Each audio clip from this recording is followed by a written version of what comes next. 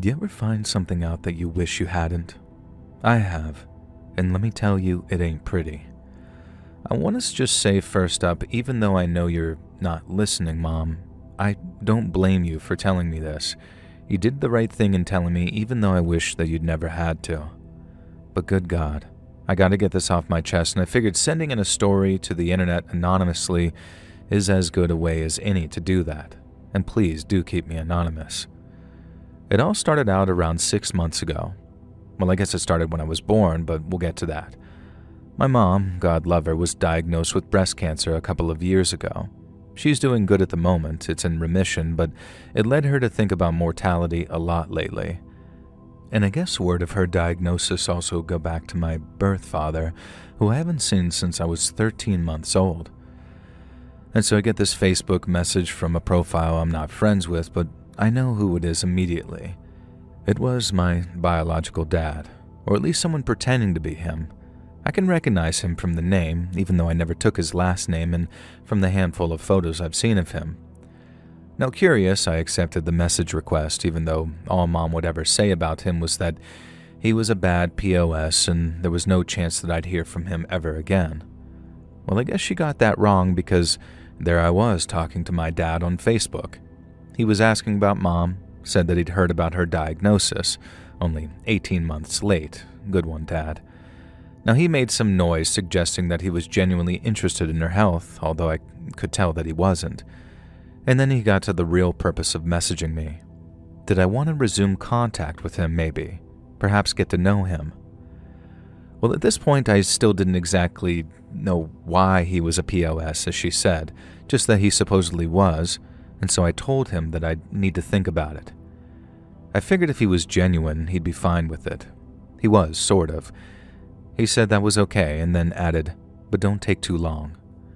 I think he was trying to imply that he had some health scare going on, and the whole way he talked, it was like those people who love implying mystery and drama and want you to ask about it rather than coming out and saying it. I could already tell that my biological dad was not someone that I would get along well with. I just needed a good reason to tell him no.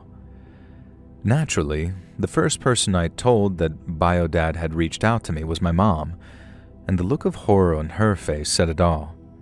At first, all she said is, no, no, no, no, no, do not talk to that man. But then I told her, as gently as I could, that I needed more. It wasn't that I didn't trust her, not at all. But after all these years, I'd really like to have a reason to tell the man whose DNA I shared to just go kick sand. Mom looked like she was about to argue, and then she kind of deflated and said that, yeah, she guessed that I did have every right to know. And it's not like I was a little boy now. I was a grown man who was about to start a family of his own, and it was probably for the best if I knew why my biological father was just a piece of crap. And so the short version, he was going to kill me when I was just a year old. Now the slightly longer version, because that's not very satisfying, my bio-dad was a player. He slept around and never intended to settle down. Mom was young when she hooked up with him, and in her words, it was foolish and naive, and bio-dad, being the kind of man that he was, didn't use protection and relied on Mom to take the morning after pill. She did, but it didn't work, and thus, I was conceived. My biological father swore that he'd do right by her, and before I was born, they were married. And at first, things seemed like they were going to go just fine. Dad seemed to settle down as a person, and I was born a healthy baby boy, exactly 7 pounds, and an easy delivery. It took 6 months for Dad to go back to his old ways. According to him, he just couldn't help it. He needed more than one woman, but he still wanted to stay married to Mom and be a father to me. She just kind of had to compromise by letting him be the free spirit he was born to be, I suppose. No, obviously, she said no, and after a few months of bio-dad giving monogamy a half-assed try, Mom caught him with another woman yet again and threw him out. The next part, she wouldn't really tell me the details, only that she was forced to stay with her brothers after discovering that Dad had a plan in place to kidnap and kill me as revenge for being thrown out. Supposedly his plan was foolproof, and he'd never even be suspected of the crime. but considering Mom somehow found out, then I imagine he would have been busted within minutes. It scared Mom enough, though, that she took me and hid out with her brothers, who apparently would have beaten him within an inch of his life if he'd come even close to me, and I'm very glad that he never did. As an epilogue, I blocked him on Facebook that same day, and I've never heard from him again.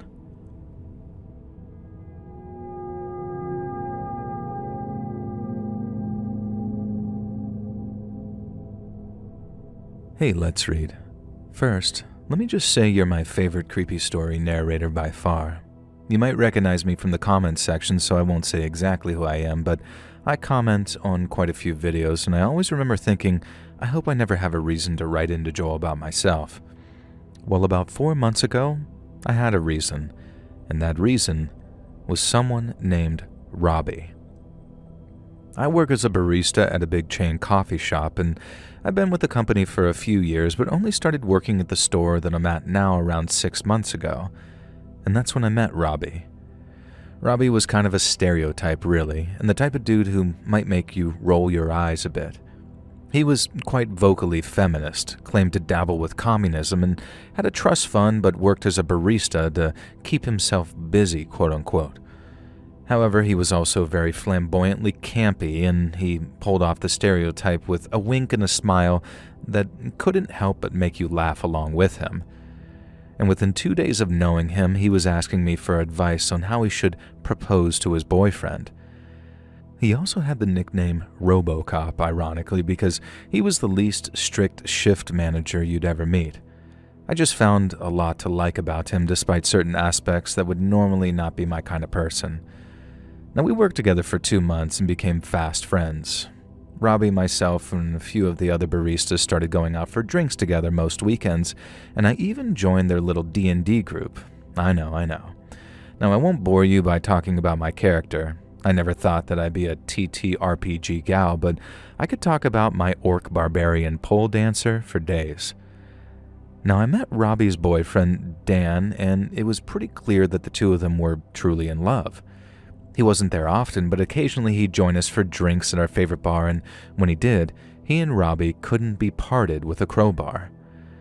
Now, the only slightly weird thing was how often Dan would refer to Robbie as devilish and one to keep an eye on. Apparently, Robbie would sweep you off your feet in a heartbeat, although I didn't think that I had anything to worry about with, having girl parts and whatnot, and Robbie being very much into the other type. On top of bragging about what an irresistible guy his boyfriend was, Daniel also made it clear that Robbie was supposedly the world's best cook. One night when we were all out for cocktails, he made Robbie promise to invite me over to dinner sometime soon, and I was only too happy to oblige. I assumed it would be one of those things where promises get made and never followed up on, but the next Tuesday at work, on our next shift together, Robbie issued me a dinner invite for that following Saturday. It would be me, him, and Dan, he said. And I said I'd love to, and Robbie told me to make sure that I dressed sexily, and then tipped me a little cheeky grin, showing off his expensively whitened teeth. Again, creepy from some guys, but funny and cute coming from an openly gay guy like Robbie, I thought. I showed up at the given address just after 8 p.m., a little fashionably late, really, but Robbie greeted me with a hug and air kisses and apologized for the absence of Dan. He was a legal secretary and had been called into work last minute to deal with some major client crisis, apparently. However, hopefully he'd show up in time for dessert, which was to be, according to Robbie, a divine pavlova. Robbie took my coat and showed me around the apartment. It wasn't quite what I'd expected. I think I'd been assuming that he lived in this really bougie, fashionable place. Instead, it was kind of messy, like student digs, and he hadn't really tidied up in preparation for my arrival. But why should he, I guess? If this is how he lived, with Bang energy cans lying around and an Xbox on the coffee table, then let your bro flag fly, really. Now, he had, however, made a real effort with the dining table. The kitchen, dining, and living room were all open plan, and the area with the dining table looked like it belonged to a different apartment. Curtains down to the floor open onto a balcony showing off the famous skyline of the city that I live in. Candles flickered on a beautifully laid out table. There were 2 place settings at either end of the table. Robbie guided me to that seat facing away from the kitchen and pulled out my chair with a flourish after taking my coat. He told me that the food would be ready in minutes and he just had to grab it from the oven. Now, he also told me to be sure not to look so I didn't spoil the surprise of the menu. I sat at the table and waited, listening to the clattery of dishes behind me. Now, as the impatient person I am, I pulled out my phone and realized that I wasn't getting any coverage in that apartment. I turned in my seat to ask Robbie for the Wi-Fi password, and that's when I saw it. He'd poured 2 glasses of champagne, and it very clearly looked like he was sprinkling something into one of the glasses. Surely not, though. But I know what I saw, and I know the signs, and I know how to be wary, no matter how camp and gay your dinner date might be. When Robbie came back in, he placed one of the glasses in front of me and the other at his place setting. And then the oven timer went off, and I knew it was my chance. If I was wrong, and he hadn't spiked my drink, then no harm done, right? And so with my heart pounding in my chest, I quickly switched the champagne glasses around. It felt like I was doing something you only ever see in movies, but literally in real life. I expected Robbie to appear any second, and if it had been a movie, I would have completed the switch with just milliseconds to spare, but it felt like he didn't return to the table for another 5 minutes at least. When he did, the dish on offer was a decent-looking mac and cheese.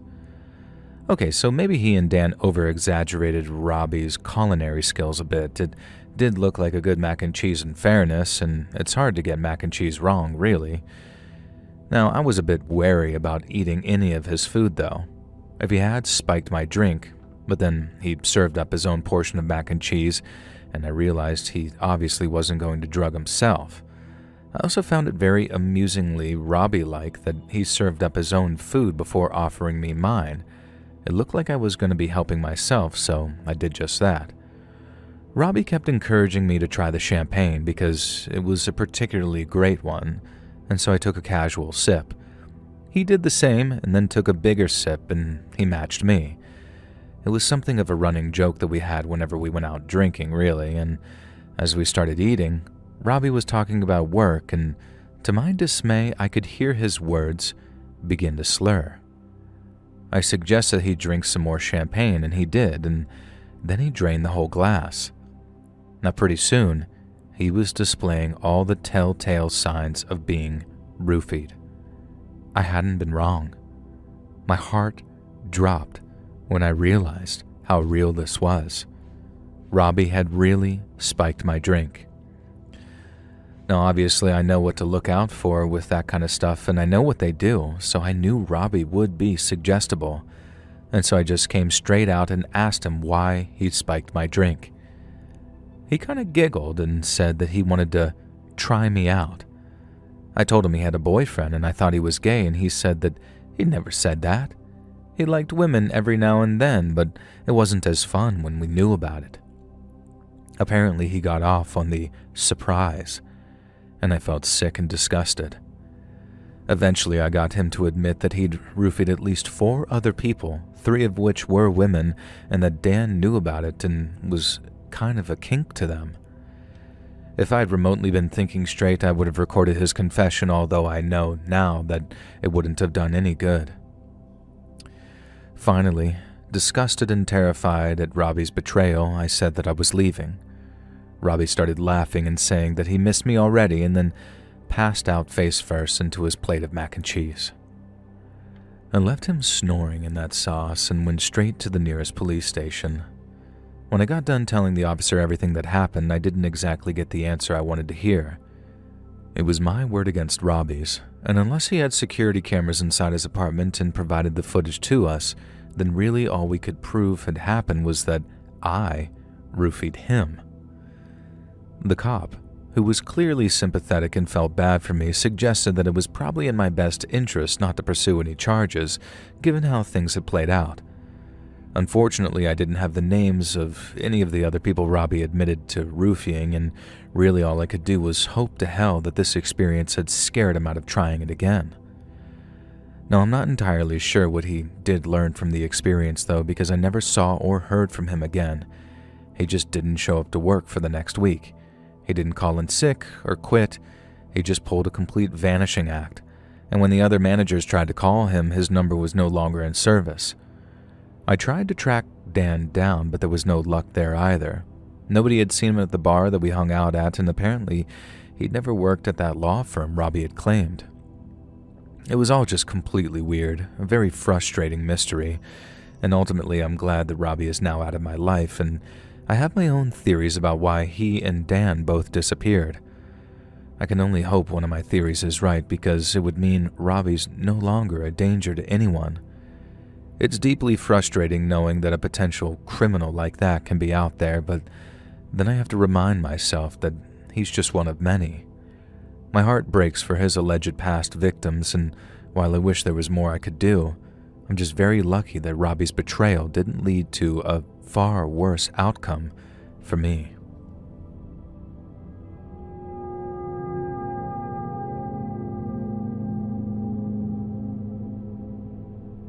I've watched nearly all of your videos, and recently I've been hanging out in your live streams, and from what I can tell, you're a bit of a gamer.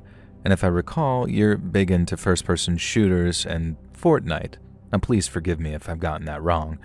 But the point is, I'm sure you're familiar with and have probably played Halo Combat Evolved. I played through the first game with my friend Kieran when we were just little kids. I was lucky enough to get an Xbox at launch, and then when Halo 2 came out, we played it together in co-op as well. In Halo 3, same story, ODST, co-op with Kieran. Halo Reach, you better believe we played it. And then Halo 4 came out, and it was the start of our senior year. At the beginning of November, I remember it quite well. I'd been dating a girl at the time for about over a year at this point, and tragically her grandmother passed on the weekend of November 3rd. However, we live in California, and the grandmother lived in Rhode Island. My girlfriend only had her father since her mother died young, and I offered to go with her, which would mean leaving on the 5th and staying beyond the funeral, which was the 9th. Basically, I wouldn't be back in California until November 15th. The school was understanding. They gave me work to catch up with while I was away, and my girlfriend was homeschooled, so it really wasn't an issue for her. Everyone understood why I was taking the time out to accompany Jess cross-country to be with her during her beloved grandmother's funeral and wake. And that's everyone except Kieran. I remember telling him just offhand without really thinking about it, and he just went quiet. He frowned and mouthed some things silently to himself, a habit he had when he was working things out. And then he was all, "What about Halo 4? Now, I was a bit taken aback. I said it was fine, we could just play it when I got back, but Kieran was persistent. We played all the other games in co-op at launch. How could we break the streak with 4? I tried pointing out to him that I didn't really have a choice. I explained that my girlfriend's beloved grandmother had literally died and she needed someone with her for the following events. Now, at first I thought Kieran was joking because of how mad he got. But no, he was serious. He was genuinely accusing me of putting Jess before our friendship. And he even used the phrase bros before hoes at one point. And no matter how much I tried to explain to him that this was just a video game and the death of a loved one was a little more important, he wasn't having any of it. Now it ended with him throwing my Xbox 360 pad to the floor and breaking it into pieces and then storming out of my house. I was taken aback.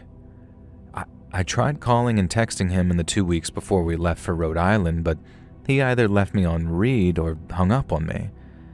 Now, I have no choice but to try and put Kieran to the back of my mind and spend all my time emotionally supporting Jess. It was a beautiful service, and Jess had a huge family. They were all welcoming and made me feel like one of them, and I soon forgot about my lunatic friend, and by the end of the trip, I felt like I'd genuinely known Grandma and genuinely felt a sense of emotion for her. I'd left my car in Jess's driveway, so when we finally returned home, we all said our goodbyes. Exhausted, emotional, and even more convinced that Jess was the one, I drove home. Immediately I could see something was wrong. The front window was smashed in, and the door was covered in a certain piece of phallic graffiti. Inside, the place had been trashed. Just everything had been broken. The TV, my Xbox, my PlayStation 3. Someone had taken a knife to the couch and cut it into pieces. Most of the rest of the room were untouched, and then I went into my bedroom. All my posters had been slashed up. My smaller TV was smashed on the floor, but the worst was the bed.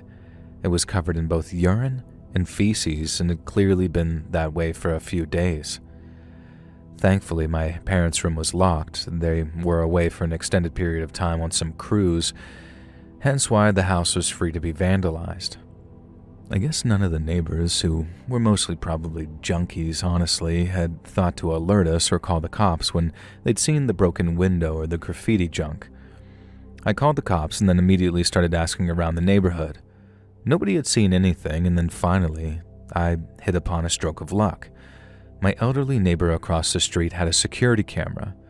Now this was 2012, so they were hardly sophisticated back then, but I was able to see the footage and there was no way of identifying the guy breaking in. He wore a mask and a hoodie. But I knew. I knew the walk, their gait, the slight limp from a skateboard accident, the nervous way he'd dart around. It was obviously my friend Kieran. I told the cops my theory, and of course Kieran had some alibi. Surprisingly, he had other friends and they claimed that he was with them that night. But I knew it was him. We never spoke again, and Jess and I eventually got married and are still happily together today, so I guess it was all worth it. But ultimately, my friend since elementary school was enough of a terrifying psycho to destroy my entire living room, piss all over my bed, and worse, because I couldn't play Halo with him on launch day. Thankfully, my family had home insurance and a lot of costs were covered, but I still had to pay a bunch of money out that I couldn't afford. I stick to single-player games these days or couch co-op with Jess. I think it's easier to understand why. Anytime any of my online buddies ask if I want to game with them, I just tell them that I'm not really into video games, and I've never played Halo since.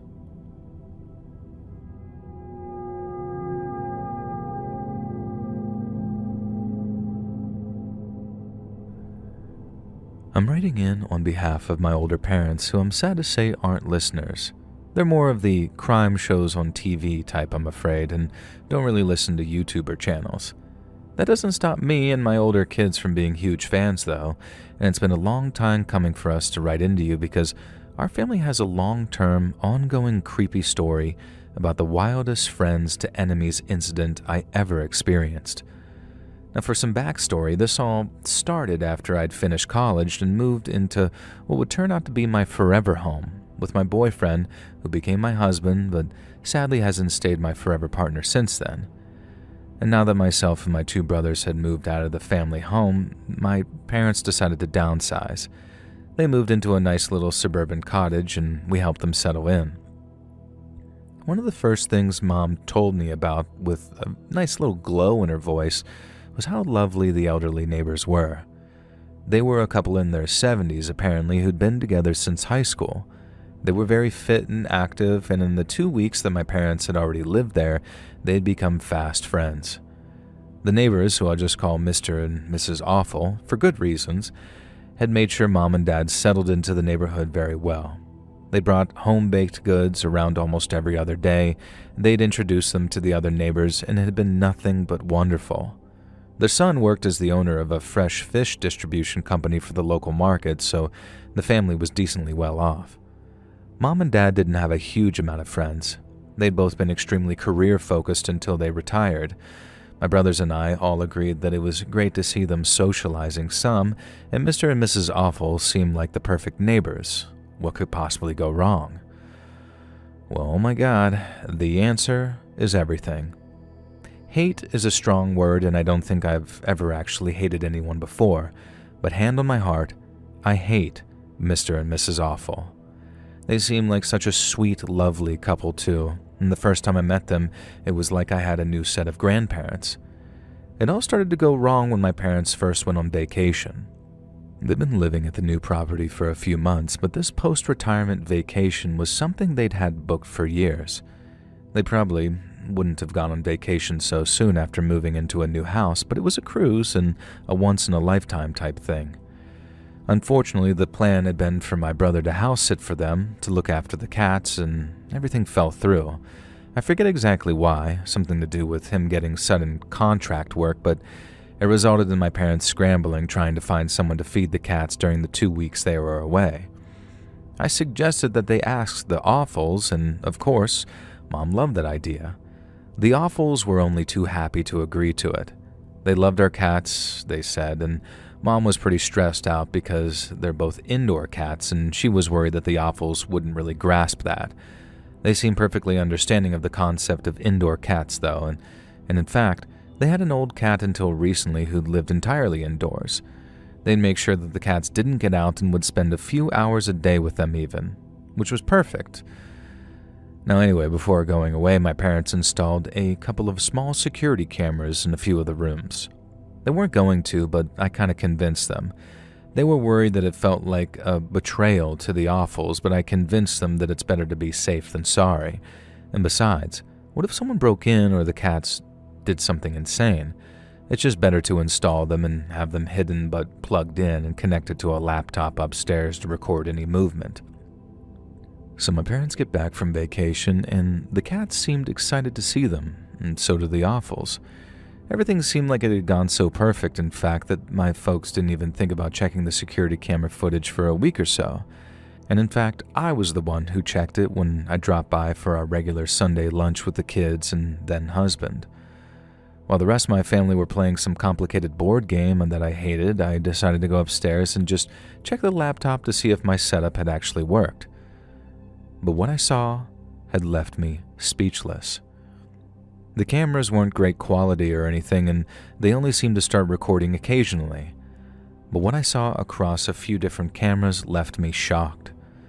The Awfuls happily and recklessly just went digging through my parents' things. Talk about nosy. They went through drawers and cupboards, and some days they didn't even show up to feed the cats, and when they did, they were weirdly mean to them, kicking out at them and pushing them away constantly. And at one point, one of the cats escaped.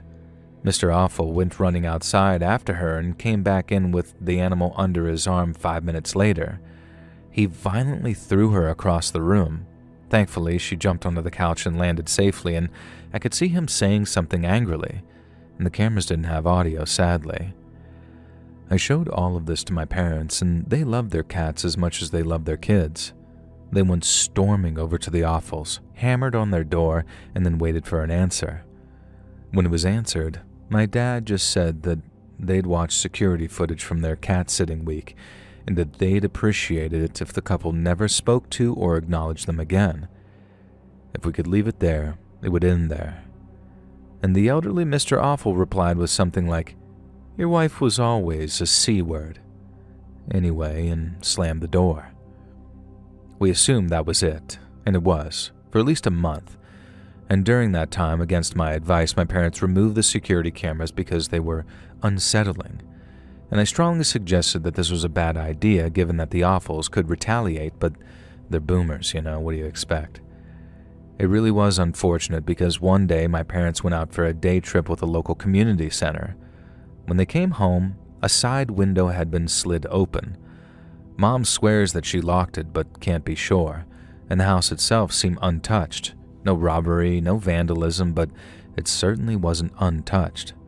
No. The house itself absolutely stank like hell itself.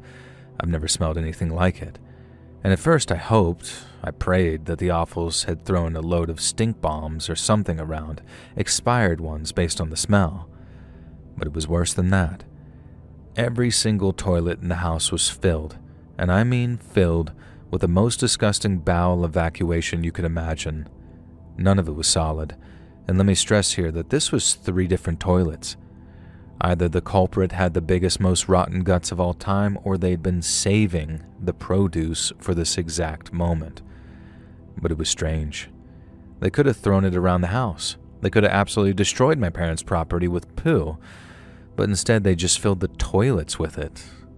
Well, it was disgusting, vile really, and it took hours to even begin to get rid of the smell. But we did get rid of the stuff itself by simply flushing the toilets.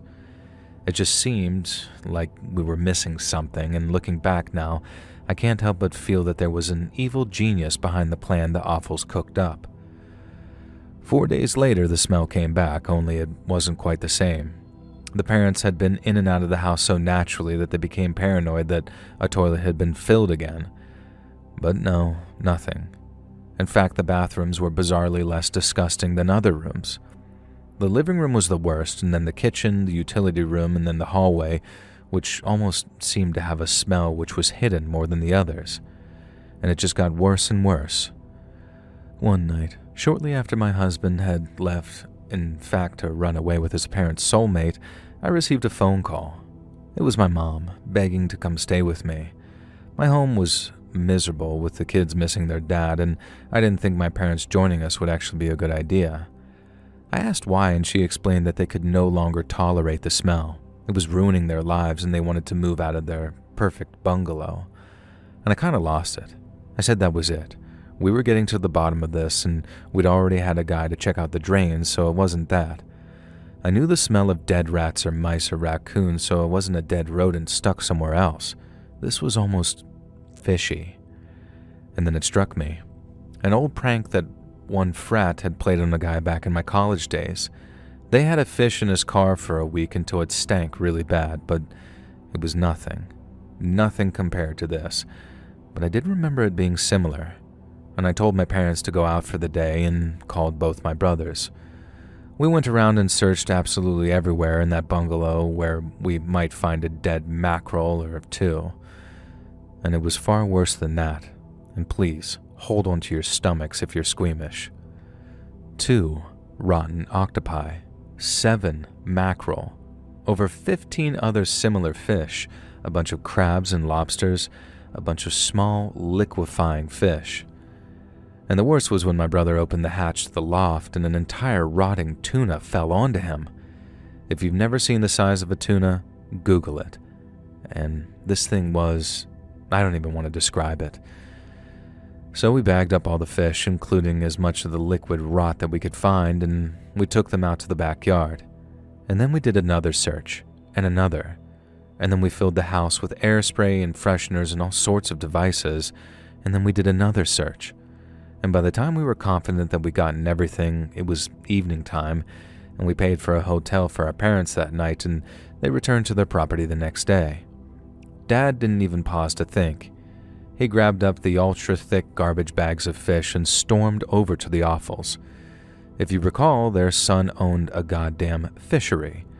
Our theory, which was never confirmed but it was obviously right, is that the toilet incident was a distraction to try and cause us to focus on the plumbing when the smell came back. Then, when we couldn't fix it, my parents would leave. Why had the offals betrayed them? We still had no idea. When Dad knocked on the door, Mr. Awful opened it. Dad didn't even give him a chance to speak, and instead, he was ready and threw the contents of the most foul of the garbage bags all over Mr. Awful and the hallway. He managed to get a second bag too, and then a third that coated their front door. He dumped the remaining 2 bags on their doorstep and left. Now, we all kind of expected a visit from the cops, but there was none.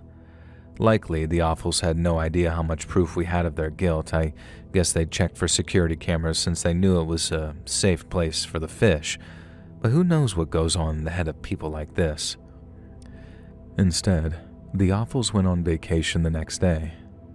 While they were away, my mom and dad received a letter. It was from Mrs. Awful.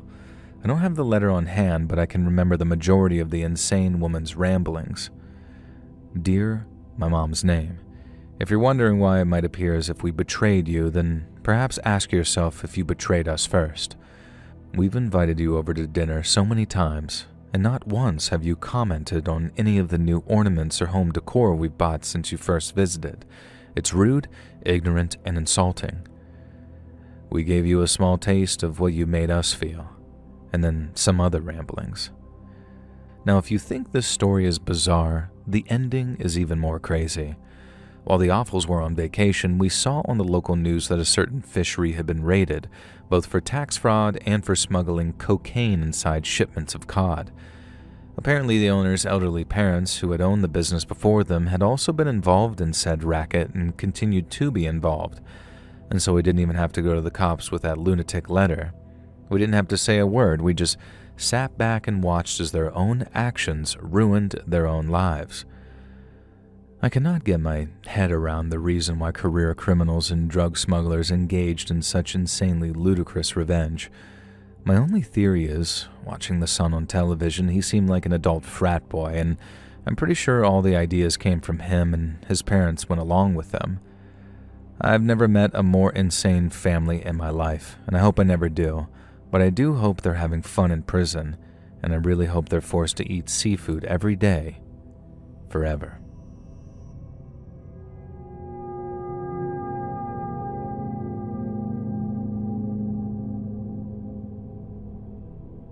This is kind of a sad story for me to tell, even years later. It just reminds me of the worst of the human condition, and I hate being reminded of that. I do believe humans are inherently good, and have done since I was an adult, but at the time of the story, I kind of thought most people were a-holes, honestly. And this is because of how I'd been treated from kindergarten to middle school. You see, I have a birthmark on my face, and I'll be honest, it's not the easiest one to look at for the average person. It's not one of those skin discoloration birthmarks, but it's a series of lumps and, I don't know, roughness. They look like acne scars, but they're not. They're part of my skin structure. I've had so many tests as a kid to see if it was something worse, but it really is just a facial feature that I was born with, and it covers most half of my face. Now, I've never met anyone else with something similar, at least anywhere near the size that mine is. And yeah, it's still there in my mid-30s. I don't want it removed now. I want people to have to face it, pun intended. Now, even since I can remember from a little kid, I've had people calling me freak and other horrible things when I was out in public. Complete strangers for the most part. They just decided to see a child and tell the child and his parents how repulsive he is and how he shouldn't be allowed out. Now, if you don't think this kind of thing happens, talk to anyone with a very visible deformity and you'll be shocked. I grew up used to it, and I don't want to imply that every person I met or every kid I encountered was a hostile piece of crap, but the fact is, most were perfectly lovely about everything. I had a group of friends in every year. I did notice that group was shrinking as I got older and kids became more self-conscious and more aware of their own health and mortality, but it is what it is. At the beginning of summer break between grades 7 and 8, we moved to a different house and moved states as well. Part of me dreaded this because it was a whole new group of people to call me freak. At least when you heard it from the same knuckle-draggers every day, it became much easier to ignore. On the other hand, I was excited because my kid sister was excited, and if there was anyone in the world who was the most sympathetic and kind to me about my birthmark, it was her. We'd been moved in for a couple of weeks, and thankfully I was glad to be on summer vacation. Batman the Animated Series had become really big with kids my age, and I just knew that Two-Face was going to be one of the prime insults that I'd have to endure that year. Looking back, being called a crime lord Batman villain wouldn't have been too bad. Unfortunately, they picked Clayface instead, which wasn't quite as cool. I mostly played in the woods behind my house, either alone or occasionally with my sister. She was only 6 and couldn't go too far or play too hard, so I did most of my exploring alone. Now one day I stumbled on a group of 5 kids. Well, it turns out they were the same age as me, about to move up to 8th grade. 2 girls and 3 boys. They were clearly building some treehouse and had been friends for a long time, and I just stood there looking for a while, kind of daydreaming about making friends like these. And then one of the boys, the leader, noticed me, and I braced myself for a torrent of abuse. Instead, he told me to stop being such a weirdo and come hang out. Now, I did see him shoot the others this sort of warning look, like saying, anything in your dead meat, and that was it. And we spent the rest of the day building the treehouse. I was a pretty good architect at that age, having spent a lot of time building huts and treehouses by myself. By the time we all had to go home for dinner, I think we'd actually become pretty good friends. There was this kid named Freddie, he was the leader, and then there was Rob and Phil, who were brothers, and they were the boys, and then there was a very tall girl named Juliet, and oh my god, the most beautiful girl I'd ever seen, and her name was Grace. Now that night, I just stayed awake for hours, staring at some crack in the ceiling, daydreaming about the future friendship that we'd all have. Staring at that crack was one of the most beautiful experiences in my life. I understood then why people lay in bed staring at cracks in the ceilings and why so many ceilings had cracks. It was fate, imperfection, just like me. And then I jerked off and fell asleep. I met up with the gang most days that summer. We had so many amazing memories, riding shopping carts in the Walmart parking lot, drinking Slurpees outside the 7-Eleven, teaching each other martial arts. I was actually a black belt in Taekwondo, so I was able to show the others a few moves. Now, the first big event happened one day when the boys and Juliet had gone somewhere or other, and Grace sat next to me on the wall, on my birthmark side, and shuffled closer to me.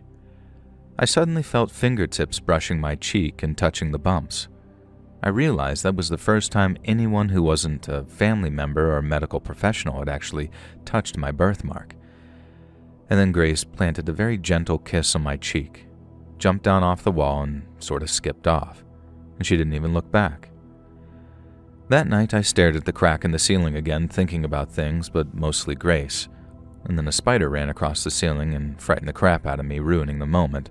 Now, thankfully, I managed to squash it with a Nike shoe that I had and got some sleep. When I arrived at the treehouse the next day, I could hear the others were already up there, earlier than we'd discussed. It was only 3 days until school started, and we were all really nervous about that, or so they said. When I climbed up into the treehouse, I was taken aback by a few things. One, all my friends had nasty, cruel looks on their faces. 2, Grace was sitting extremely close to Freddie and was now holding hands with him. Freddie said something similar to, "Oh, look, it's the freak." And then it all came out. They were tired of pretending, tired of stringing me on. Someone like me didn't deserve to live. I was God's mistake, which, in my opinion, he doesn't make, but they wanted me to feel joy and friendship only to strip it away from me. They paid Grace $10 to kiss me on the cheek and said it was the most vile thing she'd ever done. She told me she had nightmares about it all night. The others chimed in too, with every slur I'd heard before and some new ones added on top of that. Rob actually was the first person to call me Clayface, and oh boy did he make sure that one stuck throughout 8th grade. Freddie and Grace told me that they were going to make my final year of middle school a living hell. They were pretty popular, and if they told everyone that I was some freak, then I guess I just was. They started listing off these rumors they'd planned to spread. I was so ugly the only way that I could get with a girl was to force myself on her. And my parents tried to put me up for adoption every year until I was 10. I was thrown out of 3 schools for being too gross, all sorts of stuff. And then before I could open my mouth and say anything, they told me that if I said a word of this, if I breathed a word of any of the bullying or reported it, then I wouldn't be the only member of my family to have a deformed face. Wouldn't it be interesting if my kid sister had a scar on the other side, they said. I said nothing, and instead they commanded me down from the treehouse, made me strip down to my boxers, and tied me to a nearby tree. And then they left. I didn't say a word, nothing. I didn't even call out for help because I genuinely wanted to just stay there and die. It took over 18 hours and a literal search party to find me. I just said some older guys had done it, some high school or college age, and I never once ratted on my fake friends or the 99% of that 8th grade who followed them in bullying me. I didn't have a much better time in high school. Now, college was better. People were less rude, but my self-hatred grew. And one day, in the dorm room kitchen, I tried to set the birthmark side of my face on fire because at least a burn scar might draw some sympathy. A very kind roommate doused the flames almost immediately. And now, not to be crass, but I make a ridiculous amount of money giving talks on disability and deformity, and I haven't kept track on most of the bullies in my life, but I did keep an eye on Freddie, Rob, Phil, Juliet, and Grace, and the following events happened over the last 30 years. I don't want to say that I believe in karma, but make of this what you will. Freddie eventually became a heroin addict, and had to have his arm amputated at the elbow. Rob and Phil were in a car accident. Rob developed a severe permanent limp, and Phil lost an eyeball. Juliet was thrown off her horse as an instructor and actually broke her spine, and she's confined to a wheelchair for life. Nothing ever happened to Grace, though, and I wonder if anything will. I didn't want any of this to happen to any of them, but I can't help finding it interesting that 4 out of the 5 of those people now have permanent disfigurements.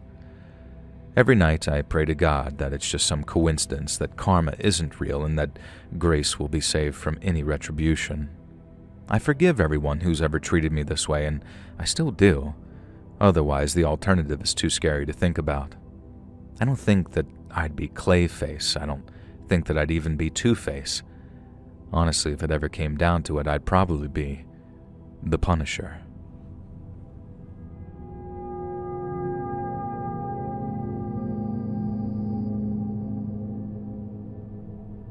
So this was a strange and absolutely baffling incident of betrayal that I can't get my head round to this day. Just bizarre and strange and terrifying. It all started when the girls at work invited me on a night out. This wasn't common, but it wasn't unheard of either. I usually attended. There had never been a problem before. We crawled a few bars and did some karaoke. There were about 5 of us, so we decided to walk to the taxi area down the block. Now, before I even had time to react, a very fit-looking man dressed entirely in black with a balaclava sprinted past me and stole my purse. Well, crap. There goes everything, I guess. Bank cards, phones, mementos, all the crap that you accumulate over the years in there. And when I got home, I was just sobbing and in tears. Now, my hubby, who'd waited up for me, asked what was wrong, and I told him everything, and that I was going to report the theft to the cops. Now, my significant other was a police officer, a uniformed officer, so I expected him to be all for it and offer me a fast track or something. I don't know. But instead, he absolutely adamantly told me that going to the cops was probably a bad idea, and he said that they'd make me feel like crap, they'd make things worse, and they'd try and imply that somehow it was my fault. He said the best thing that we could do is just urgently cancel the cards and the phone and just move on. Now, I wasn't comfortable about this, but like I said, he was a cop himself. Why would he be wrong, really?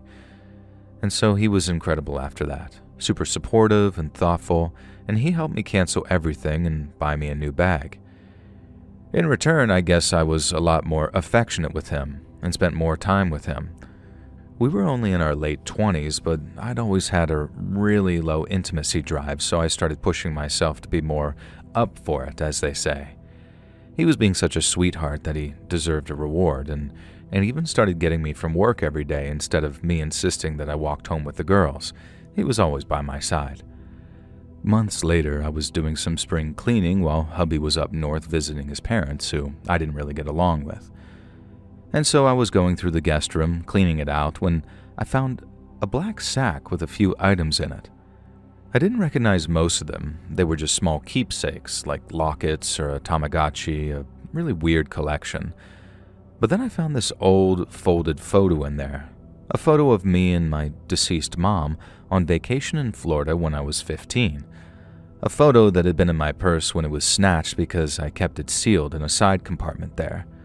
A photo my husband could only have if he had been the purse snatcher.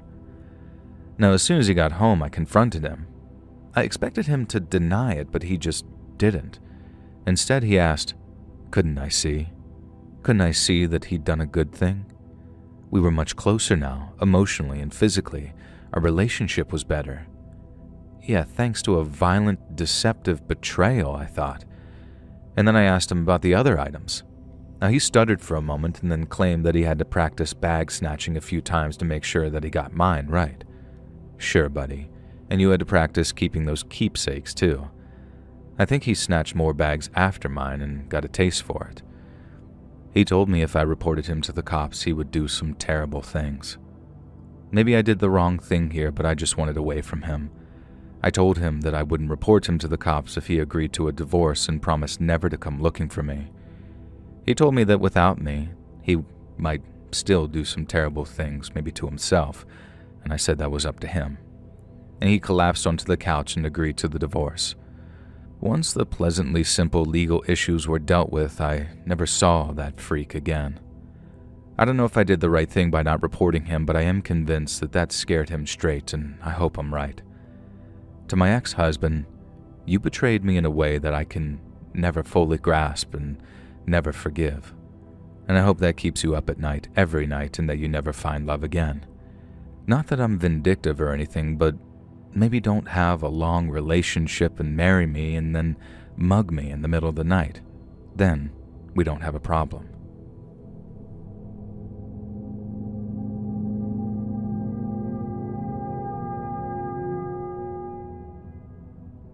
So I have a really messed up story about my grandmother, Clarice. So between the ages of 4 and 8, from what we can gather, her mother was poisoning her. My grandma was this sickly child, but back then, medical doctors weren't quite so competent and thorough, and so she was just given some nebulous medicine and was forced to grow up dealing with regular throwing up. She could barely keep food down. She was crazy weak and only attended school once a week, if that. She had some friends who tried their best to make her feel more cheerful.